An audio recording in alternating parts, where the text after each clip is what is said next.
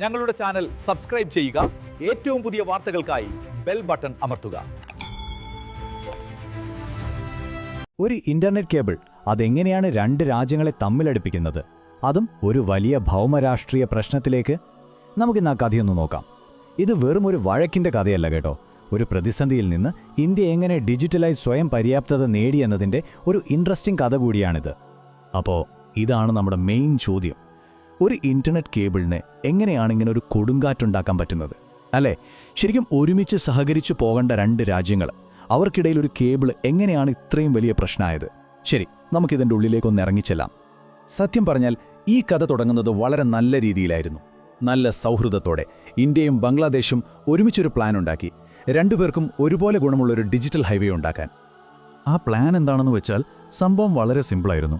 ഇന്ത്യയുടെ north east സംസ്ഥാനങ്ങളിലെ അവിടേക്ക് നല്ല സ്പീഡുള്ള ഇന്റർനെറ്റ് എത്തിക്കണം. അതിന് ബംഗ്ലാദേശിന്റെ കയ്യിലുള്ള സബ്മറീൻ കേബിൾ ഉപയോഗിക്കാം.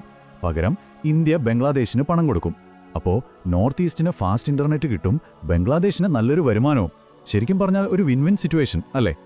അപ്പോൾ ഈ സബ്മറീൻ കേബിൾ എന്ന് പറഞ്ഞാൽ എന്താ സംഭവം? നമ്മൾ ഈ കാണുന്ന യൂട്യൂബ് വീഡിയോകളും വാട്സാപ്പ് മെസ്സേജുകളുമൊക്കെ ഇല്ലേ, ഇതൊക്കെ ലോകത്തിന്റെ ഒരറ്റത്ത് നിന്ന് മറ്റൊരറ്റത്തേക്ക് മിന്നൽ വേഗത്തിൽ എത്തുന്നത് കടലിനടിയിലൂടെ ഇട്ടിരിക്കുന്ന ഈ ഭീമൻ കേബിളുകൾ വഴിയാണ്. അപ്പോൾ അത്രയ്ക്ക് പ്രധാനപ്പെട്ട ഒന്നാണിത്. ഇവിടെ പറയുന്ന ഈ ഒരു കാര്യം ശ്രദ്ധിച്ചേ. ഇന്റർനെറ്റ് ഒരു തോക്കോ മിസൈലോ അല്ല. എല്ലാവരും ഒരുമിച്ച് നിന്നാൽ എല്ലാവർക്കും ഗുണമുള്ളൊരു സിസ്റ്റമാണ്. സത്യത്തിൽ ഇന്റർനെറ്റിന്റെ യഥാർത്ഥ സ്പിരിറ്റ് ഇതാണ് അല്ലേ? ആളുകളെയും രാജ്യങ്ങളെയും അടുപ്പിക്കാനുള്ള ഒന്ന്. തുടക്കത്തിൽ ഇന്ത്യയുടെയും ബംഗ്ലാദേശിന്റെയും ചിന്തയും ഇതുതന്നെയായിരുന്നു. പക്ഷേ നല്ല കാലമുണ്ടല്ലോ, അതധികം നീണ്ടു നിന്നില്ല. പെട്ടെന്നായിരുന്നു കാര്യങ്ങളെല്ലാം തലകീഴായി മറഞ്ഞത്. ഇവിടെയാണ് കഥയിൽ ആ ട്വിസ്റ്റ് വരുന്നത്. ബംഗ്ലാദേശിൽ പുതിയൊരു ഗവൺമെന്റ് വന്നു. അവരുടെ പ്രധാനമന്ത്രിയായിരുന്ന മുഹമ്മദ് യൂനുസ് ആ പഴയ കരാറിൽ നിന്ന് പിന്മാറാൻ തീരുമാനിച്ചു. ഒറ്റയടിക്ക് ആ സഹകരണത്തിന്റെ വാതിൽ അവർ ഇന്ത്യയുടെ മുഖത്തിന് നേരെ കൊട്ടിയടച്ചു. അപ്പോൾ എന്തായിരുന്നു ബംഗ്ലാദേശിന്റെ പേടി? അവർ ചിന്തിച്ചത് ഇങ്ങനെയാണ്: ഇന്ത്യക്ക് നമ്മുടെ കേബിൾ ഉപയോഗിക്കാൻ കൊടുത്താൽ ഈ മേഖലയിലെ ഒരു ഇന്റർനെറ്റ് ഹബ്ബാകാനുള്ള നമ്മുടെ സ്വപ്നം തകർന്നുപോകും. ആ ഒരു പേടിയിൽ നിന്ന് സഹകരണത്തിന്റെ വഴിവിട്ട് അവർ മത്സരത്തിന്റെ വഴിയിലേക്ക് തിരിഞ്ഞു. അപ്പോൾ ബംഗ്ലാദേശ് ഇങ്ങനെ ചെയ്തപ്പോൾ ഇന്ത്യ എന്ത് ചെയ്തു? സാധാരണ പ്രതീക്ഷിക്കുന്ന പോലെ ബഹളമോ പ്രതിഷേധമോ ഒന്നുമുണ്ടായില്ല. പകരം ഇന്ത്യയുടെ മറുപടി വളരെ സൈലന്റ് ആയിരുന്നു. പക്ഷേ അതൊരു സാധാരണ സൈലൻസ് ആയിരുന്നില്ല, അതൊരു വലിയ പ്ലാനിന്റെ തുടക്കമായിരുന്നു. ഒന്ന് ആലോചിച്ചു നോക്കൂ, സാധാരണഗതിയിൽ എന്ത് സംഭവിക്കും? പ്രസ് കോൺഫറൻസുകൾ, പ്രസ്താവനകൾ, ചർച്ചകൾ, ഇതൊക്കെയല്ലേ നടക്കുക. പക്ഷേ ഇന്ത്യ അതൊന്നും ചെയ്തില്ല. ഒരു വാക്കുപോലും മിണ്ടാതെ വളരെ നിശബ്ദമായി അവർ സ്വന്തം കാലിൽ നിൽക്കാനുള്ള പണി തുടങ്ങി. ഈ ടൈം ലൈൻ ഒന്ന് നോക്കിക്കേ, അപ്പോൾ കഥ വ്യക്തമാവും. ആദ്യം സഹകരണത്തിനുള്ള പ്ലാൻ വന്നു. പിന്നെ ബംഗ്ലാദേശ് കാലുമാറി ഇന്ത്യയെ ബ്ലോക്ക് ചെയ്തു. ആ സമയത്ത് ഇന്ത്യ എന്തു ചെയ്തു? വളരെ നിശബ്ദമായി സ്വന്തമായി ഫൈബർ നെറ്റ്വർക്കും സാറ്റലൈറ്റ് കണക്ഷനുമൊക്കെ ഉണ്ടാക്കി. എന്നിട്ട് 2025 ഒക്ടോബർ 21 ഇന്ത്യ ആ കളിക്ക് ഫുൾ സ്റ്റോപ്പ് ഇട്ടു. ബംഗ്ലാദേശിൽ നിന്നുള്ള ഇന്റർനെറ്റ് ഇറക്കുമതി പൂർണ്ണമായും നിർത്തി. അപ്പോൾ ഈയൊരു ഡിജിറ്റൽ ചെസ് കളിയുടെ അവസാനം എന്ത് സംഭവിച്ചു? രണ്ട് രാജ്യങ്ങളെയും ഇത് എങ്ങനെയാണ് ബാധിച്ചത്, പ്രത്യേകിച്ച് സാമ്പത്തികമായി? നമുക്കത് നോക്കാം. 10 Gbps ഇത്രയും ബാൻഡ് വിഡ്ത്താണ് ഇന്ത്യയുടെ BSNL ബംഗ്ലാദേശിൽ നിന്ന് വാങ്ങുന്നത് നിർത്തിയത്.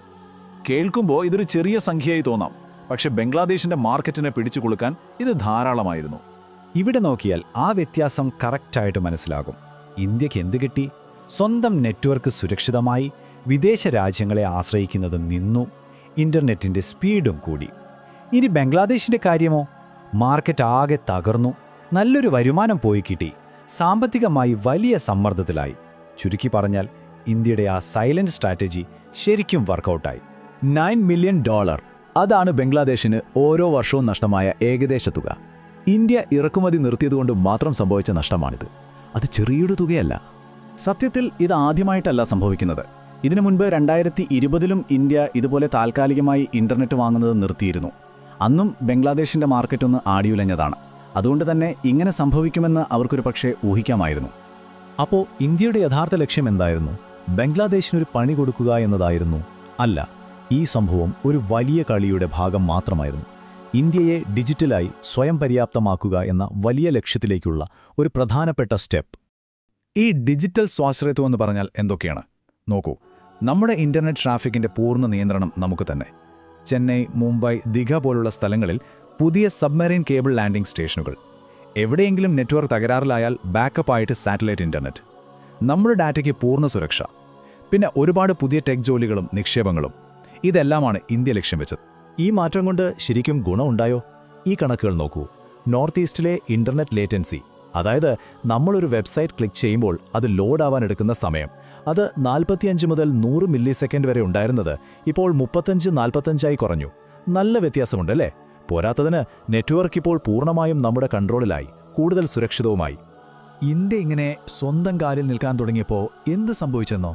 ഗൂഗിൾ, നെറ്റ്ഫ്ലിക്സ്, യൂട്യൂബ് പോലുള്ള വലിയ കമ്പനികൾ അവരുടെ ഡാറ്റാ സെർവറുകൾ ഇന്ത്യയിൽ തന്നെ ഉണ്ടാക്കാൻ തുടങ്ങി. ഇതിൻ്റെ ഗുണമെന്താ? നമ്മുടെ ഡാറ്റ നമ്മുടെ രാജ്യത്ത് തന്നെ സുരക്ഷിതമായിരിക്കും. അതോടൊപ്പം ഒരുപാട് പുതിയ തൊഴിലവസരങ്ങളും നിക്ഷേപങ്ങളും രാജ്യത്തേക്ക് വരും. അങ്ങനെ നമ്മൾ ഈ കഥയുടെ അവസാനത്തിലേക്ക് എത്തുകയാണ്. ബംഗ്ലാദേശ് നോ പറഞ്ഞപ്പോൾ അത് ഇന്ത്യക്ക് ഒരു വലിയ യെസ്സായി മാറി, അല്ലേ?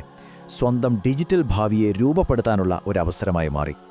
അപ്പോൾ അവസാന ചോദ്യം ഇതാണ്: ഇന്ത്യയുടെ ഡിജിറ്റൽ ചരിത്രത്തിലെ ഏറ്റവും വലിയ വഴിത്തിരിവായിരുന്നോ ഇത്? ഇതിനെക്കുറിച്ച് നിങ്ങൾക്കെന്താണ് തോന്നുന്നത്?